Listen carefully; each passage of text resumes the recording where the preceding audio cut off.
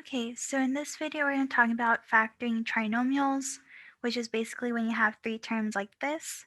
You might also recognize as like quadratics. but I'm specifically talking about the type of when there's no number in front of the x squared. So there's no number like in the leading term. So we'll talk about that in another video. But just for now, I'm just talking about in this type of form. So for example, let's do x squared plus 5x plus 6. So there's a general technique on how to factor, um, this type of polynomial. And you can actually just kind of go straight into writing the parentheses. So parentheses x blank, close parentheses, and then open parentheses x blank, close parentheses. So here we're just trying to figure out, okay, like what goes in these two blank areas? Well, these two blank areas must satisfy two conditions. It must add up to your b value, and it must multiply to the c value. And I'm getting the b and c value based on the form I wrote up here. So it always adds up to the middle coefficient and multiplies to the last coefficient. Now here, it might be helpful to, when thinking about this, is to write out pairs of the last term, the 6, to see what numbers multiply to that. So 1, 6, 2, and 3, that's about it. And we can see here that, oh wait, 2 and 3 works, right? Because 2 plus 3 gives me 5, and 2 times 3 gives me 6. So I'll just have plus 2 and then plus 3. And that's my answer here. All right, so that's it. It must just satisfy these two conditions, and you're good to go with that. So let's try another example. If I had y squared minus 8y plus 12. So again, I can go straight into saying, oh, y blank and then y blank. And I must find two numbers that add up to the middle constant, or yeah, the middle coefficient, which is negative 8. And then two numbers that multiply to 12. And again, it might be helpful to list out the pairs for 12. So 1, 12, 2, 6, 3, 4. And remember, I need to get a negative 8. So I'm thinking that perhaps if we did negative 2, negative 6, negative 2, negative 6, this could work, right? Because when I add both of these, I get negative 8. When I multiply them, I get a positive 12. So I'll just put minus 2 and minus 6. And that's something that I think is helpful, is play with the signs, Sometimes it's not super obvious, but, just try to like think, oh, if one of them was negative, then this could work, right? Or if both of them are negative, then this works. So we'll see that in some other examples too, where it can be different there. So next one, let's try x squared minus 8x minus 20. So again, I can jump straight into this form here. And I'm looking at two numbers that add up to negative 8 and two numbers that multiply to negative 20. So again, I'm going to look at 20. So that's 1 and 20, 2 and 10, 4 and 5. I think that's it. So I'm kind of going down the list and thinking, okay, what pair I could use to like get me to 8. And I think 2 and 10 can work there. Now, the thing is, I need to figure out, okay, well, which one's negative, which one's positive? Well, if I had a positive 2 and a negative 10, that would get me to negative 8, right? Because 2 minus 10 is negative 8. And it also will still get me to negative 20, so that's no problem. versus if I had negative 2 plus 10, that would just give me a positive 8. So just be mindful about that. So here I'll have plus 2 and minus 10.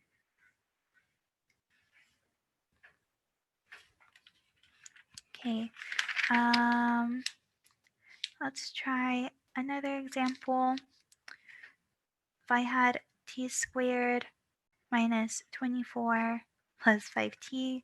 So, okay, right away, I actually just want to rearrange this because it's written purposefully, I think, to to be a little bit tricky. So I'm just going to rearrange it like going in descending order. So t squared plus 5t minus 24. So don't be afraid to do that. If it's in the wonky form, just make sure you kind of write it in the form that you recognize. And then here, I'm going to have t blank and then t blank. Two numbers that add up to 5, two numbers that multiply to negative 24. So for 24, I have 1 and 24, 2 and 12, 3 and 8, 4 and 6. So I think the two numbers I could probably use is 3 and 8. And in this case, I think I would have to do negative 3 and then plus 8, right? Because if I add 8 to negative 3, I get a positive 5. And then multiplying those two, I still get negative 24.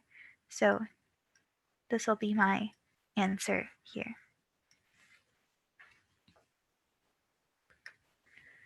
All right. So let's do something a little bit more challenging. X to the fourth minus x squared minus 110. Oops.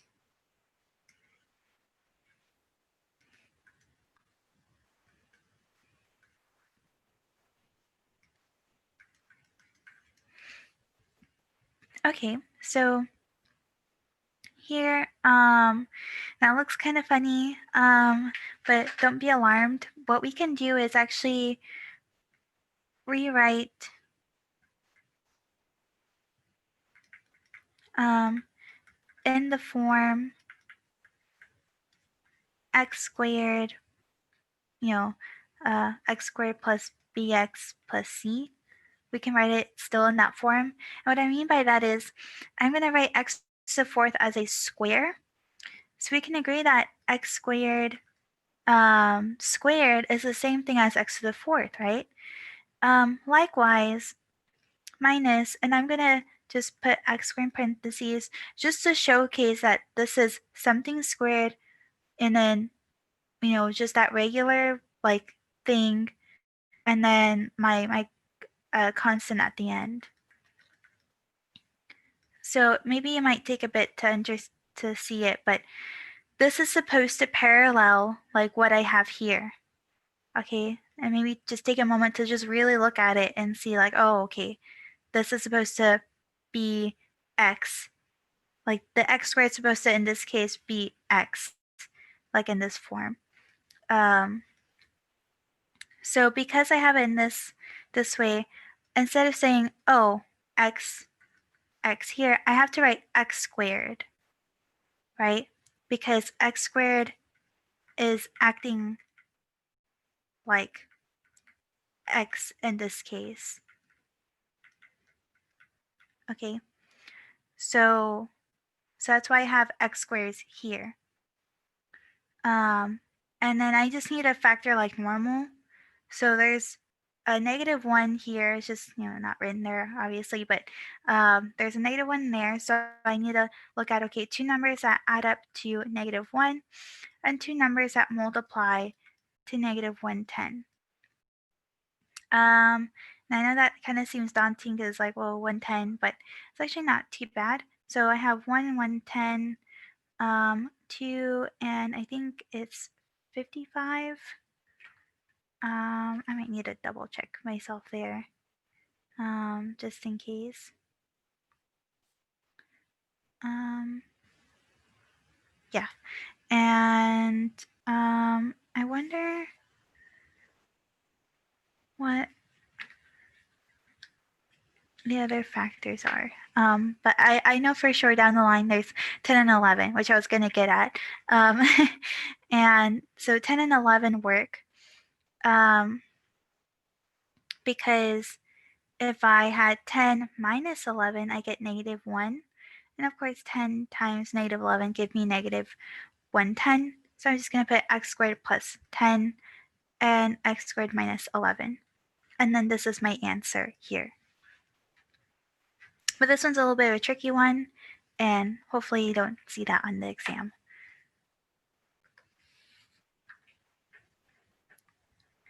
Okay,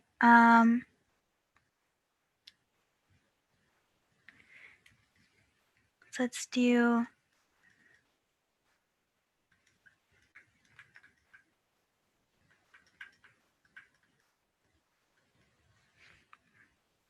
okay, so here, I think, so if we notice it's not exactly in the x squared plus bx plus c form, because I do have an x cubed here, but if you notice, we can actually take something out of all of these, right? I can take out an x first. So what I get left over is just 2x squared minus 20x plus 5. And that's perfectly fine to do. Sometimes it's actually very helpful to look at the terms first and just pinpoint like, oh, is there anything I can take out? So that's perfectly fine. Oh, I realized I wrote this wrong. No wonder I wasn't, I was missing something. Okay, sorry. It's supposed to be plus 50x. So not only can I take out an x, I can actually also take out a 2 because they're all even numbers. So then I just get an x squared minus 10x and plus 25. So then now I can factor my trinomial here, and the 2x just sticks around here, so it'll just kind of be right there. And again, I'm just looking at two numbers that add up to negative 10, and then two numbers that multiply to 25. So listing out the factors of 25, 1, and 25, I think it's honestly just 1, 25, and 5 and 5. Okay, so I could do 5 and 5, but they have to be negative to get to negative 10. And that fits perfectly with the 25 because negative 5 times negative 5 is positive 25. So I have x minus 5 and x minus 5 here. So this is my answer there. I do want to mention just two more examples. So this one, of course, we'll think about it as like, okay, of course we can go straight into this. And I look at two numbers that add up to negative 1, but also multiply to 5. However, we come with a dilemma. So for 5, it's a prime number, so it's only just 1 and 5. And no matter how way you can like combine it with like the negative and positive signs, there's no way to get a negative 1 here, right? Like 1 plus 5 is 6. Negative 1 plus 5 is 4. And 1 minus 5 is negative 4. So there's no way for this to work. So this is actually not factorable. And I just wanted to talk about this because in some cases, this is not going to work. So, and there's another method you can go about to working around this, and that's kind of using quadratic formula, but I won't get into that yet. But I just wanted to bring that to attention that sometimes it just doesn't work. Okay, and then just the last example. So you might see a polynomial that looks like this or a quadratic that looks like this. And again, I'm just gonna rearrange this because I hate it when it's like in this order. I want it to be in descending order, meaning the x squared is first, then you have your x and then the constant. So I'm going to have negative x squared minus 3x plus 10. You see? So all I did was I pretty much switched the 10 and the negative x squared over. And now I can factor. So first, before I even go straight into like what we've been doing, I'm going to take out a negative one or just a negative because I rather be it should be positive when you're doing the factoring, and it just makes it a lot easier on you. So I'm just going to take in a negative, and I have x squared plus 3x and then minus 10. And then from here I can factor. So I'll have to think about two numbers that add up to 3 and then two numbers that multiply to negative 10. So looking at the factors of 10, so 1 and 10, 2 and 5. So 2 and 5 seem to be something I can use. So 2 and 5. So perhaps I could do like negative 2 plus 5. Yeah, negative 2 plus 5. So I have negative x minus 2 and then x plus 5. So that's my answer here.